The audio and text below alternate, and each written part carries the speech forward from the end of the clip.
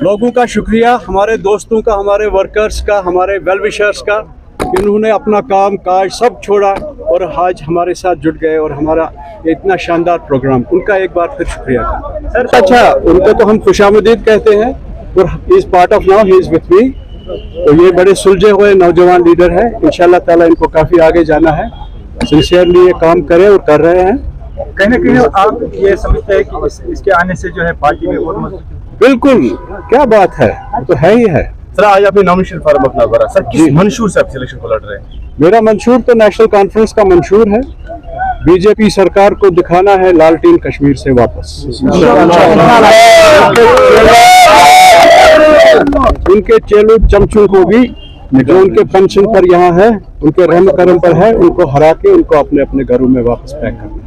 Sir क्या आपको लगता है पटन में आज तक जो है सियासी इस्तेसाल हुआ है और किस तरह से जो है आप इन लोगों का जो है भरोसा वापस जीतने में कामयाब हुए? वो तो हम जब सरकार आएगी तो इंशाल्लाह ताला करके दिखाएंगे इंशाल्लाह। जैसे हम देखते हैं कि पीसी लगातार जो है एमसी पर हमले कर रहे हैं कि हाल ही में एक प्रेस कॉन्फ्रेंस में सजादीन लोन साहब ने कहा कि पटन जिसको मंडेट दिया है, पटन में जिसको मंडेट दिया गया है वो एक मर्डर है, एमसी ने एक मर्डर को मंडेट दिया। इस सवाल से मैंने सजाद लोन साहब का स्टेटमेंट नहीं सुना, किसी और का सुना। उनके बारे में इतना ही कहूँगा कि वो एक इल्मी खानदान के सरबराह है।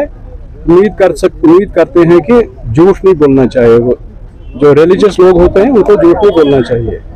फैक्ट्स पर बात करें और सही बात करें। मैं तो कानूनी कार्रवाई करने वाला। सर क्या आपको लगता है कि नेशनल कॉन्फ्रेंस पटन के जज्बातों की तर्जुमानी कर सकती है? बिल्कुल कर सकता है। बहुत ये नहीं देखा आपने, इससे अलावा और क्या हो सकती है तर्जुमा? तो जिस तरीके से हमने देखा कि एनसी और कांग्रेस के दरमियान कोलिशन है, क्या पटन में आपको नजर आ रहा है? क्योंकि कल यहाँ पे जो बयान आया कांग्रेस के वकार रसूल साहब का, उन्होंने कहा कि हमें कोई इनके साथ कोलिशन नहीं है क्योंकि इन्होंने कोई आज तक डेवलपमेंट काम नहीं किया है। तो किस वकार रसूल साहब जाने और क्या जाने, लेकिन हमारे यहाँ लोकल है, मैं इतना ज्यादा नहीं बोल सकता उनके बारे में। लेकिन यहाँ ठीक है, हमारा कोऑर्डिनेशन है, जो भी यहाँ कांग्रेस का यूनिट है वो ठीक जा रहा है। तो वकार रसूल साहब का अपना होगा तो। सर लास्ट में लोगों के लिए क्या मैसेज रहेगी? मैसेज ये है कि सब मिलके एक साथ पूरी रियासत के लोग नेशनल कॉन्फ्रेंस को सपोर्ट करें और इलेक्शन के दिन वोट करें और बीजेपी सरकार, दिल्ली सरकार उसकी प्रॉक्सियों को यहाँ से छुट्टी करे।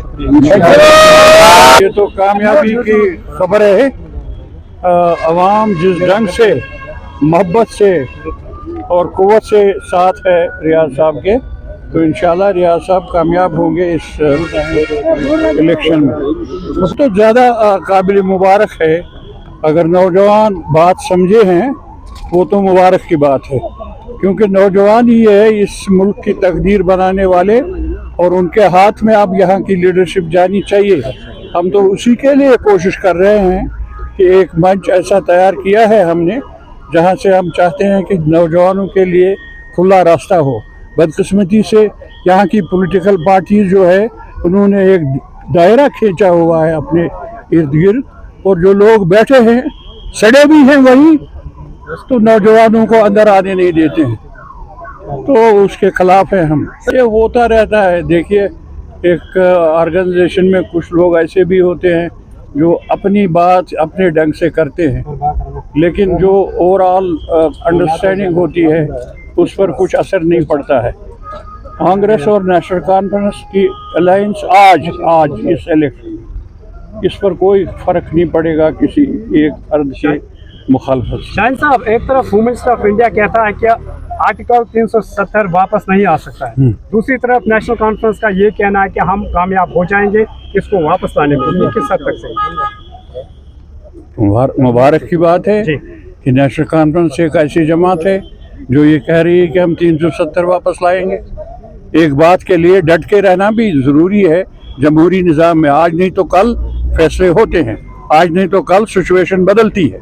तो इसलिए नेशनल कॉन्फ्रेंस का डट कर रहना ही बजाते खुद 370 का कायम रहना है।